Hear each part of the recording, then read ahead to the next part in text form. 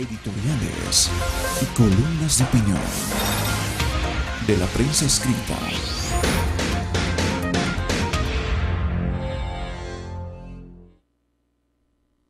Y bueno, todo con el material dispuesto para esta jornada en columnas de opinión y editoriales con nuestro compañero de trabajo, David Foronta, a quien le damos una cordial bienvenida. David, buen día.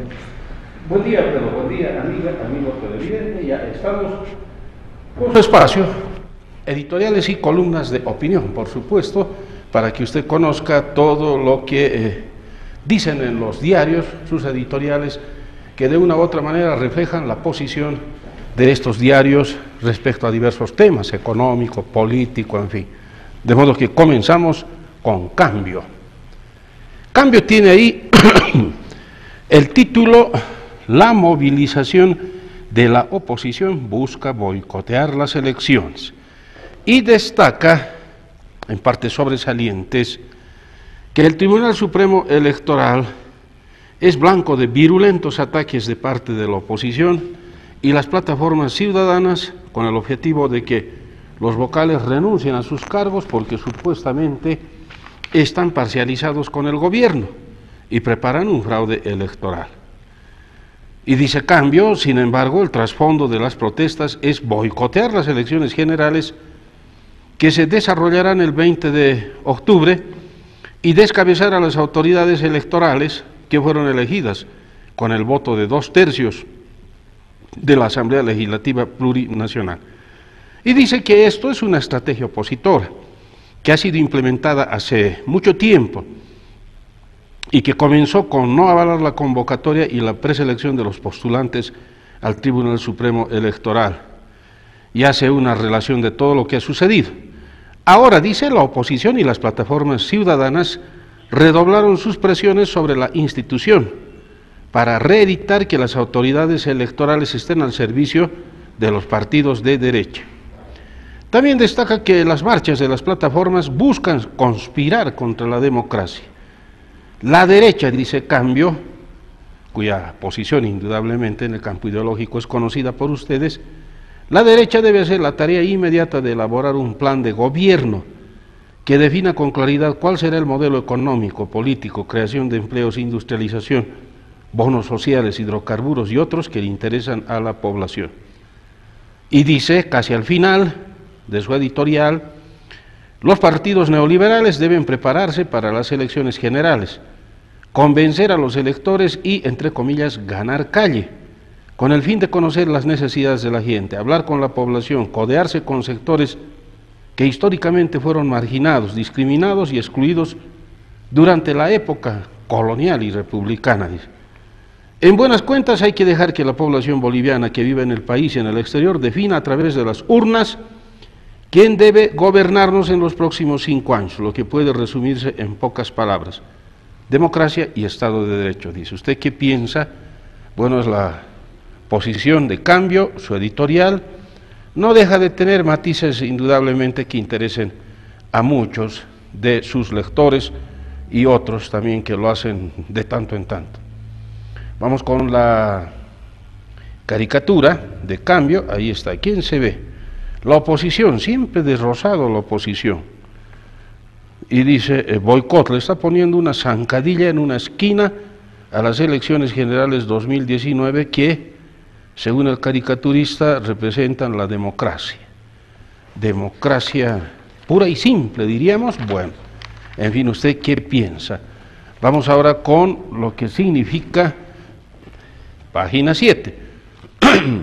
Y destaca insuficientes camas de terapia intensiva. Insuficientes camas de terapia intensiva, dice en su título. Y destaca que la política del gobierno en el sector salud se basa en gran medida en la propaganda. Como se ha visto en varios estudios y especialmente en los hechos, la salud pública en el país ha sufrido un gran deterioro. El crecimiento de la demanda no ha sido acompañado por una buena oferta, ni en términos cuantitativos ni cualitativos.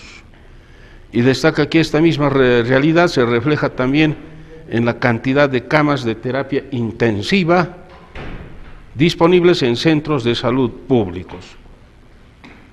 Estas alcanzan a solo 202 en todo el país, dice. ¿Qué le parece? Se acaba de enterar, y para ofrecer un servicio algo más efectivo se necesitaría multiplicar ese número por lo menos por 3 para tener unas 600 camas a disposición de los hospitales estatales o los que dependen de la Caja Nacional de Salud. O sea, imagínense, solo tenemos 202 camas para 11 millones de habitantes, hablando de las camas de terapia intensiva, y por lo menos debiéramos tener, dice, 600, y da el ejemplo de que en Chile, con 18 millones de habitantes, existen 1.400 camas de esas características.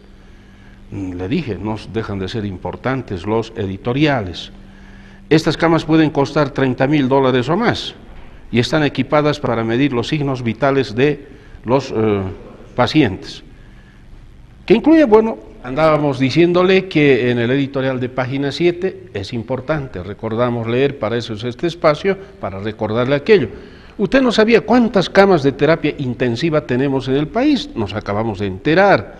Apenas tenemos 202 camas de terapia intensiva en toda Bolivia para 11 millones de habitantes. Y dice que por lo menos para ofrecer un servicio algo más efectivo se necesitaría multiplicar ese número por lo menos por 3 para tener unas 600 camas. Y destaca que Chile, con 18 millones de habitantes, tiene 1.400 camas de esas características. Entonces esto es muy importante porque además dice que están ubicadas en Santa Cruz, donde hay 41 camas de estas, La Paz, la sede de gobierno, 33, pero actualmente, ojo, 17 no funcionan, o sea, no habría dónde darle terapia intensiva a alguien que está por morir. Chuquisaca tiene 21 camas, en los otros departamentos está el resto, excepto en Pando, donde, imagínense, toda una capital, no hay ni una cama. Qué interesante, ¿no? Entonces, estas camas, le decía, pueden costar $30.000 o más y están equipadas, escuche con qué, para medir los signos vitales de los pacientes. Tienen un respirador mecánico, equipos de hemofiltración en caso de problemas renales agudos, tubos nasogástricos, etcétera, etcétera. O sea, para algunos pacientes tener acceso a una sala de terapia intensiva es la diferencia entre la vida y la muerte. Y finaliza, en un país pobre como el nuestro, este tema se arrastra desde hace décadas, pero lo cruel de la historia es que en una década de bonanza, en la que se gastaron cientos de millones de dólares en muchas obras de dudosa utilidad, la salud y la educación siguen esperando para ser atendidas. ¿Qué le parece? La pregunta será, con tanto dinero, ¿por qué en esa década transcurrida no se compró por lo menos otras 100 camitas? Sí, estas camas de terapia intensiva, caramba, con razón. Dice, no alcanzó a llegar, o llegó, pero no funcionaba la cama de terapia intensiva y murió. Realmente estamos mal, ¿no? Dice, mucha gente así comenta. Bueno, en su subeditorial dice noticias falsas y destaca lo siguiente: la noticia falsa de que la banda Popó tiene una estrella en el Paseo de la Fama de Hollywood fue un golpe para el periodismo boliviano, pero lo bueno es que los golpes permiten frenar un poco, sacudirse y reflexionar.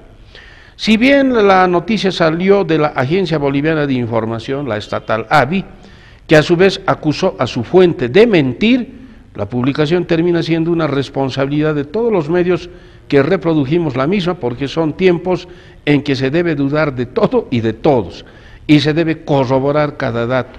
Es una lección de periodismo desde hace décadas, corroborar, verificar, pero bueno, advierta cómo Página 7 hoy también se inculpa y dice, sí, hemos publicado y debiéramos haber corroborado. Sucede que por la vorágine en la que se mueve el mundo digital, y particularmente las redes sociales, los medios hemos ingresado a la competencia por la primicia y eso ha llevado a privilegiar la rapidez en desmedro de la precisión. Es hora de parar un poco y regresar a los orígenes del periodismo y de reafirmar sus principios, dice.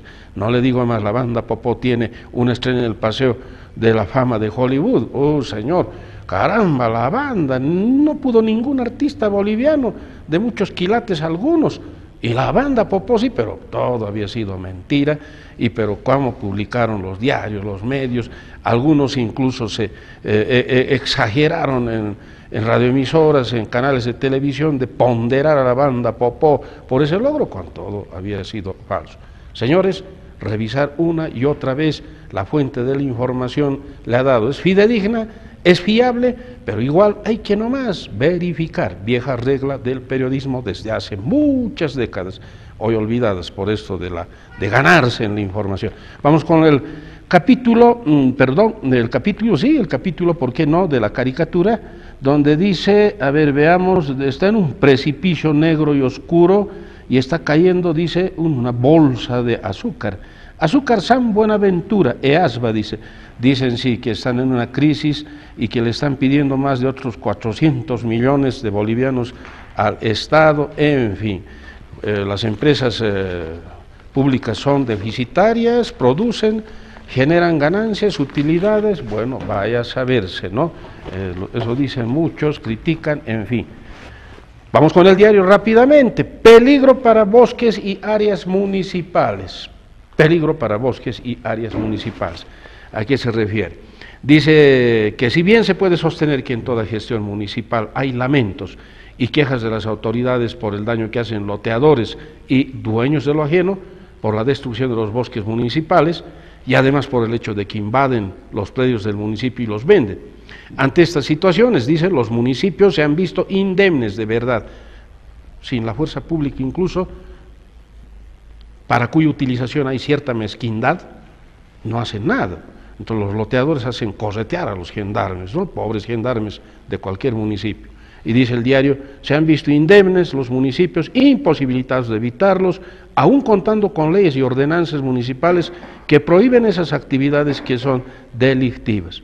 Sin embargo, de todo lo que se dijo muchas veces que se hace en contra de loteadores, las experiencias han mostrado que poco o nada se hizo al respecto, porque el delito ha continuado imparablemente y en todas las gestiones del municipio. Y habla de ordenanzas que se han aprobado el año 2000, en fin, dicen, declaran áreas protegidas a muchas zonas de La Paz, pero igual los loteadores están ahí campantes, más frescos que una lechuga, armados de dinamitas, piedras, palos, en fin. Ligeros análisis muestran, por ejemplo, que pequeños bosques en diferentes lugares de La Paz han desaparecido o tienen muy apenas pequeñas muestras de lo que fueron árboles y en espacios muy reducidos. Y no le digo más, y no deja de tener razón el diario, que concluye señalando, las quejas y los lamentos están muy bien, siempre que sean acompañados con información sobre las medidas que se adoptan, añadiendo los beneficios logrados y sobre todo las sanciones que se ha aplicado a los autores de los hechos delictivos. ¿Verdad que sí? No se ha hecho gran cosa en este tema, de modo que los bosques y las áreas municipales son objeto de depredación por parte de esos, podríamos decir, voraces depredadores que son los loteadores. Y algún loteador que tiene mucho dinero hasta tiene estatus social. Bueno, al menos entre comillas estatus social, porque mucha gente ve y dice, mira hijito, ese señor tiene plata, ha triunfado en la vida, así debiera ser, o debería ser, dice, ¿no? ¿Ha escuchado? Y lo ponen de ejemplo a un loteador o a un contrabandista. ¿Qué le parece? La inversión de valores, dijo mucha gente. Vamos con la caricatura de El Diario. El hermano Evo puede como político debatir con cualquier candidato. ¿Por qué no va a poder?, dice la señora al esposo. El hermano Evo no puede porque es nuestra figura decorativa. ¿Entiendes?, le dice el esposo, que en su polera tiene una figura, ahí usted sabe bien, tiene su logotipo de Evo, marca Evo, esa chompa, digamos, ¿no? Esa chompita. Bueno, en fin, las cosas que hacen los caricaturistas, que no dejan de ser interesantes. Vamos con El Alteño, un editorial que se ocupa hoy de la política y dice lo siguiente en su título: opositores en la lógica de todos contra uno, y destaca que hace meses era difícil ver a los opositores unidos. Pero como la política es el arte de lo posible, ayer fueron vistos juntos marchando por una causa destinada a defender los resultados del referéndum del 21 de febrero del 2016, donde ganó el no a la repostulación del presidente Evo Morales. Simultáneamente denunciaban que la democracia está en peligro. A esas dos viejas causas le agregaron una nueva, que consiste en pedir la renuncia de los vocales del Tribunal Supremo Electoral, a quienes acusan de no estar actuando con transparencia. Es más, los opositores aseguran que la administración del proceso electoral, entre comillas, está en duda, y eso les motiva a pedir la renuncia de los vocales, contra quienes anuncian más medidas de presión. Y dice el alteño, que sobre todo circula en el Alto, si los opositores continúan unidos, se confirmará la hipótesis de que están actuando en una lógica de todos contra uno, de lo contrario su objetivo se desvanecerá en el camino, ya que llegarán a las elecciones divididos. ¿Usted qué dice? Los opositores asumieron el desafío de hacer campaña electoral y a la vez se propusieron luchar contra las autoridades electorales, dice. Bueno, vamos con la caricatura de El Alteño, ya usted en su pantalla lo tiene, y ahí dice un ciudadano, ¿no? Con esto del mundial el país está olvidando los problemas pendientes, a ver, no, y el jefe de los haber nos dijo, ningún problema es tan importante, compadre, eso lo saben hasta nuestros mandatarios. Gol, claro, ya todos están queriendo vivir indudablemente la Copa América y olvidarse del resto, ¿no? ¿Qué les importa política? ¿Qué les importa sindicalismo? Aunque es un decir, porque siempre estarán los operadores de distintos sectores actuando de esa manera, pero sí concita la atención el patear pelota y ver a los mejores cracks del continente. Vamos con la Gaceta Jurídica contra el trabajo infantil. Ayer también se ocupó de que esto, la explotación de los niños y todo aquello, y dice que los menores de edad deben ocuparse de otras actividades, no de trabajar duramente, las relaciones con su adecuado desarrollo físico y psicológico. Esto queda pendiente para favorecer de verdad a estas poblaciones vulnerables, pues en muchos casos el empeño del trabajo infantil no es debido a la pobreza, sino que es indudablemente objeto de explotación. Son niños explotados, pero no hacen mucho las autoridades de distintos niveles. Niños explotados los hacen trabajar desde tempranas horas, ¿quién dice algo? Niños que trabajan las 8 horas, 10 horas y les pagan el sueldo mínimo siquiera, no señor. Entonces vamos con la caricatura de la Gaceta Jurídica. ¿Qué tenemos ahí? Ahí ya tiene usted en su pantalla y dice, bueno, alguien está leyendo un periódico apoyado en un poste y la ley contra el consumo de tabaco, está nada más una tortuguita mirando, dijeron ya prohibido fumar en espacios públicos, pero ese señor está fumando todo chocho, nadie le dice nada, y la señora y su niñito están absorbiendo, dicen que el ser fumador pasivo es lo peor, más que fumar, más le valdría fumar, pero no absorber lo que otros, en un restaurante, por ejemplo, usted está absorbiendo lo que otros, es más peligroso. Entonces, ¿quién hace cumplir las leyes? Ya le dije alguna vez, hay leyes para todo, pero ¿quién las hace cumplir? Habíamos dicho en este espacio. Vamos con jornada, la política y las redes sociales. Ya las redes, dice, son parte de una revolución de la que todos formamos parte, pero como todas las revoluciones, sus efectos pueden ser incontrolables. Hay peligros de toda índole, especialmente por el uso político que apela a la guerra sucia, a la difamación y la difusión de información interesada. Ante todo, la mentira y la calumnia son armas tremendamente destructivas y las redes están siendo utilizadas por gente también que no tiene, obviamente, buenas intenciones. Entonces, así es como está, por supuesto, esto de las redes sociales. Para un gran cantautor español como es Joan Manuel Serrat, las redes sociales no tienen la importancia que dicen tener y por lo tanto dice es mejor dejarlas tanto de lado. De esa manera llegamos al final de editoriales y columnas de opinión. Amiga, amigo televidente, le agradezco por su atención. Continúe por favor con 5 días porque tenemos mucho más. Muy buen día y permiso. Editoriales y columnas de opinión de la prensa escrita